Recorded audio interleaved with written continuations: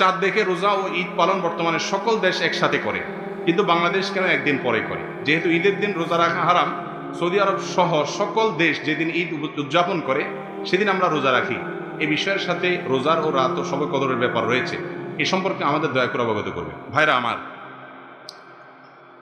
সারা বিশ্বের ওলামায়ে কেরামের মধ্যে অনেক আগে থেকে এই মাসআলায় দুটি মত চলে আসছে। একটি মত হলো যে কোনো জায়গায় চাঁদ দেখা প্রমাণ হলে অন্য এলাকায় চাঁদ দেখা প্রমাণ না হলেও ওই একটা ঘোষণার উপরে ভিত্তি করে অন্যরাও আমল করবে। আর আরেকটা মত হলো যারা যেখানে বসবাস করেন তাদের আকাশে তারা চাঁদ দেখলে তারা রোজা রাখবে, চাঁদ দেখে তারা ঈদ করবে।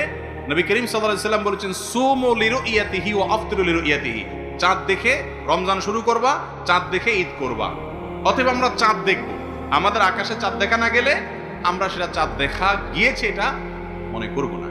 এই দুইটা মত আমাদের কাছ থেকে বহু আগ থেকে বর্ণিত হয়ে আসছে, নতুন কোনো মাসআলা না।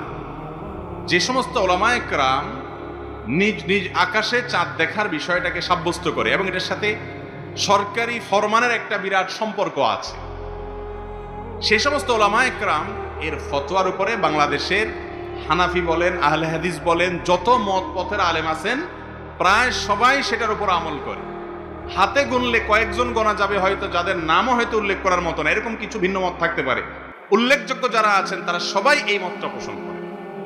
অতএব এই মত অনুযায়ী বাংলাদেশের মানুষ আমরা আমাদের আকাশে চাঁদ দেখে রোজা রাখলে, চাঁদ দেখে ঈদ করলে ইনশাআল্লাহ হবে ঈদনিল্লাহ, আপনার রোজাও হবে, ঈদ হবে, কোনো টেনশনের কারণ নাই।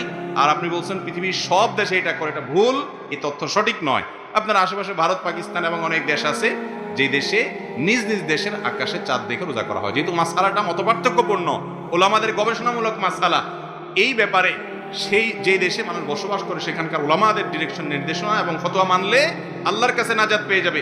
এই ব্যাপারে বাড়াবাড়ি করার কোনো সুযোগ নাই।